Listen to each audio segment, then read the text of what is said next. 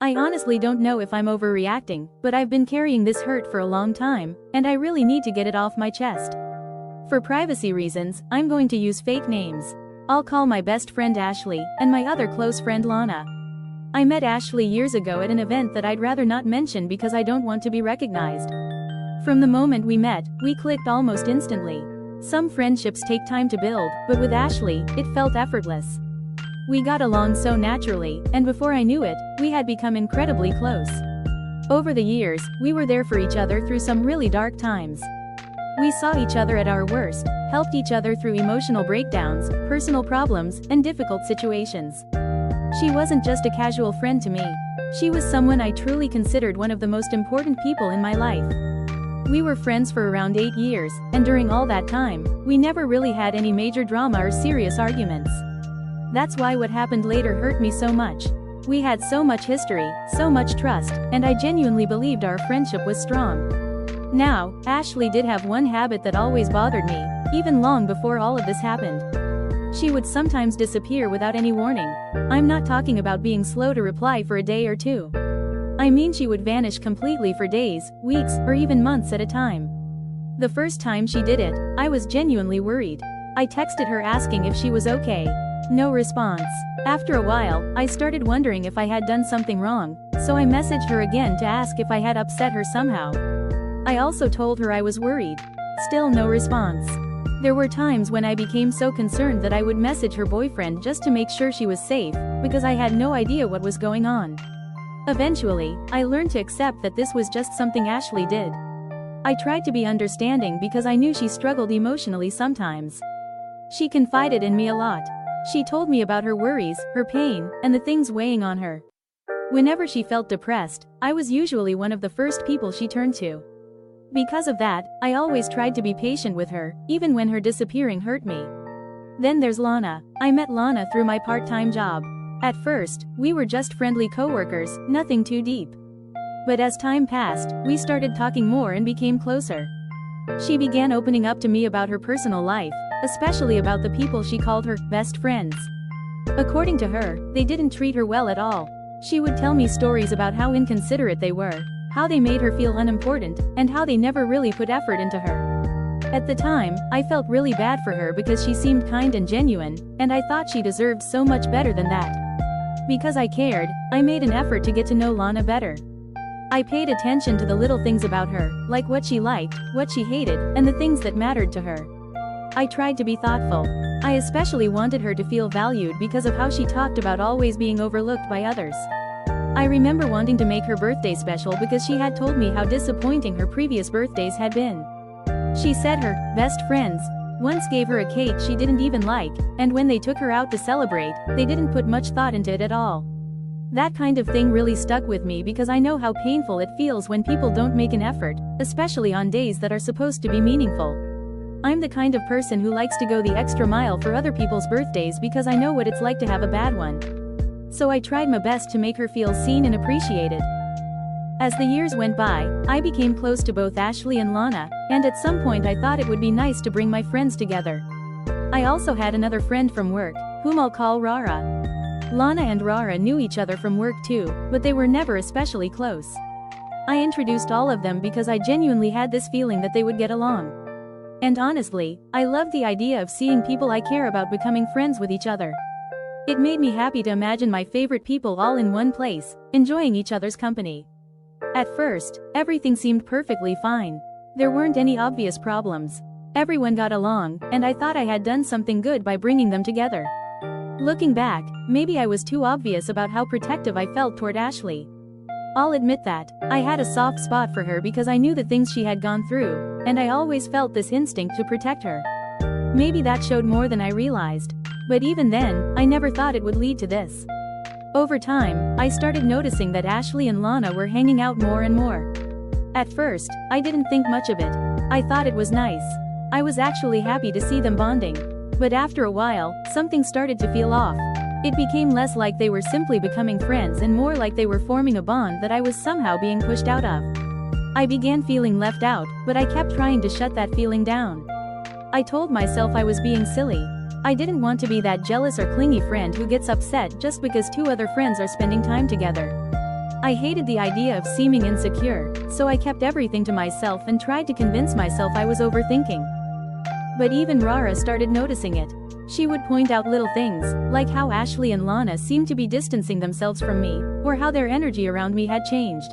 I noticed it too, but every time, I tried to brush it off. I didn't want to believe it. One incident that stayed with me happened during Ashley's birthday celebration. We were at Ashley's place, celebrating together, and at one point, her guardian said something to her in another language that I don't understand. Ashley looked annoyed, and in the past, moments like that were the kind of thing she would come and tell me about first. That has always been our dynamic. But this time, instead of coming to me, she immediately went to Lana and started ranting to her in that language. I know that might sound like a small thing, but at that moment, it really hurt me. I just stood there, feeling stupid and out of place. I tried to tell myself that maybe it meant nothing, but it still stung. I felt jealous, and I hated that I felt jealous. I didn't want to be that person. So instead of saying anything, I walked away, went to talk to Ashley's boyfriend, and started joking around with him to distract myself and stop myself from getting emotional. Rara came over to me and gave me this look because she knows how close Ashley and I are, and I think she could tell exactly what I was feeling without me even saying it. But even after that, I still didn't bring it up. I told myself to let it go and move on. Then came the airport incident, which was honestly one of the moments that broke me the most. My boyfriend was visiting me for the holidays, and his flight was arriving at midnight. Because of the timing, I didn't want to go home after work and then go back out again, so I decided to stay late at the office and wait it out. I texted Ashley first, but she wasn't responding. So I texted Lana and asked if she had any plans that day. She replied that she did, and she told me she was going out with Ashley. I said something like, "Oh, nice. Where are you guys going?"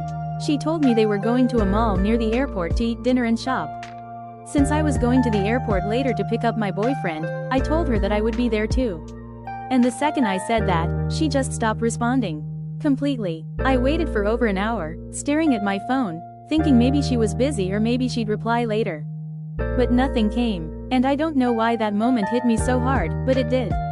I think it was because by then, I had already spent months swallowing my feelings, trying not to look jealous, trying not to be dramatic, trying to give them the benefit of the doubt every single time. And suddenly all of it just came crashing down. I started crying. I called Rara and cried to her on the phone because I felt so pathetic and so unwanted. She tried to comfort me and suggested that maybe they were shopping for presents for me, which was why they didn't invite me or tell me more. I wanted to believe that because it gave me something hopeful to hold on to. I should also mention that our group shares locations with each other, so we all generally know where everyone is. That's part of how I knew Ashley and Lana had been hanging out together so often in the first place. When I got to the airport around 10 p.m., I saw that Ashley and Lana were still there. The mall had already closed by then, so I thought maybe they were just waiting for a ride or about to head home. But they stayed there until midnight. They were in the same place where I was, and they knew I was there too. They had my location. Their phones would have shown that we were nearby. And yet not once did either of them message me, check on me, or even acknowledge that I was alone at the airport waiting for my boyfriend. That really broke my heart. Then came the holiday gathering at Rara's place. The plan was for all of us to celebrate there and stay overnight. Lana had originally said she would arrive early to help Rara wrap some presents. In fact, it was Lana's own idea. There were a lot of presents too, because they had decided as a joke to wrap each of my gifts separately. But when the time came, Lana bailed without even properly informing Rara, and Rara ended up having to wrap everything alone while also preparing the house and food for the gathering. My boyfriend and I arrived at the agreed time and brought cupcakes that I had baked. I was trying to enjoy myself and be helpful, just doing little things around the house where I could. Then a few hours later, Ashley and Lana arrived together, and right away something felt wrong. They barely greeted us. Just a small nod, then they sat somewhere else and acted distant, especially toward me and my boyfriend. It genuinely felt like I had done something to upset them, but I had no idea what it could be. I hadn't even had the chance to say much to them. Still, I didn't want to ruin the night. I cared about them, and I wanted the weirdness to pass, so I forced myself to be my usual cheerful self and started talking to them normally. For a brief moment, it almost felt like things were going back to normal. But Lana still seemed off, and the overall atmosphere felt strange. I should also mention something else that really hurt me that night. My boyfriend and I had brought cupcakes that I made myself, and when Lana got one, Her reaction immediately upset me. I already knew that Lana hates anything with cream, so I understood that the frosting might not be her preference. Usually, she would just remove the cream and eat the cupcake underneath, so I didn't think it would be a big issue. But this time, for some reason, she reacted very differently. She made a face as if the cupcake was poisonous and even wanted to throw it away, almost as if I had given her something disgusting. That was really hurtful to me because I made those cupcakes with care, and seeing her react like that felt unnecessarily harsh and disrespectful. It wasn't even just about her not liking cream, because she could have simply removed the top like she normally would. What made it worse was that the rest of the group actually liked my cupcakes, and some of them even went back for seconds. That made Lana's reaction stand out even more and made me feel even more hurt. Later, when we opened presents, I realized there was no gift that seemed to have come from that airport outing. That made me feel even worse because it confirmed that I had just been trying to comfort myself with false hope. That night we also played cards, and everyone was tired, so the game started getting heated. I was trying to help my boyfriend win just so the game could end and we could all go to sleep, while Lana seemed determined to make Ashley win. Because of all the feelings I had been suppressing, I felt annoyed more than I normally would have. In the end, I just made Lana win because I just wanted the game to be over and I realized I'm getting annoyed over nothing. It was already 4 a.m., and everyone was exhausted. After that, we all went to bed. I shared a room with my boyfriend. Ashley and Lana slept in one room together, and Rara slept in another room with her sister. The next morning, I woke up and found Rara and her sister making breakfast. I tried to help, but they sweetly told me to just relax. I stayed in the kitchen talking to them until it was time to eat, then I woke my boyfriend so he could come join us. At some point, Lana came out of the room, and we all greeted her good morning. She went to the bathroom, and when she came out, I invited her to come eat because the food was really good. I even offered her a bite, and she tried it and agreed that it was good. But instead of sitting with us, she went straight back to the room she was sharing with Ashley. The two of them stayed there for hours. Then Ashley got up to go to the bathroom, and Lana literally ran after her and went in with her. All of us sitting there looked at each other because it was just such odd behavior. By then, even Rara was clearly irritated. I was so hurt that I couldn't stop myself from making a comment. I said something like, "Wow, do you two really need to go to the bathroom together?" Not long after that, Rara's sister kindly reminded them that she had made breakfast for everyone. Ashley looked shocked and mouthed, "Breakfast?" to Lana. Then the two of them went back inside the room again. We could hear them spraying dry shampoo and getting ready. About half an hour later, they came out fully dressed and said they had to leave to go buy something. They didn't tell any of us in advance that they were leaving early. They didn't really explain themselves. They just left. And honestly, that upset me not only because of how distant they were being toward me, but because of how disrespectful it felt toward Rara and her sister. They had opened their home, prepared food, hosted everyone kindly, and Ashley and Lana treated it like a place they could just use and walk out of without basic courtesy. After that, they more or less stopped texting. A few weeks later, and just a few weeks before my birthday, I finally decided to say something. I texted both Ashley and Lana. I told them how hurt I felt about the airport incident and about what happened at Rara's place. I wasn't trying to attack them or start drama. I just wanted honesty. I wanted an explanation. I wanted to understand what had changed and whether there was any way to move forward. Maybe I brought it up with Ashley at the wrong time, but I was tired. I was tired of always being the understanding one. I was tired of putting my own feelings aside because everyone else's emotions seemed to matter more. Ashley never replied at all. Lana did reply, but all she said was that she was too busy to respond to me for the next few months, and then she started talking about herself. I didn't even answer after that because I felt so disrespected. That response alone told me everything.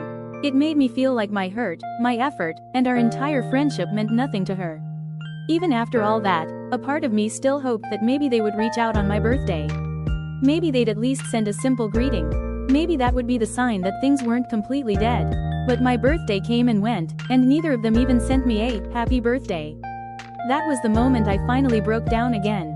So now I'm sitting with all of this hurt, asking myself if I'm overreacting for feeling disappointed, abandoned, and deeply heartbroken by two people I genuinely loved and cared for. Because from my point of view, I didn't just lose friends. I lost people I made space for, showed up for, protected, celebrated, and tried to understand over and over again. And the hardest part is that they didn't even have the decency to tell me why.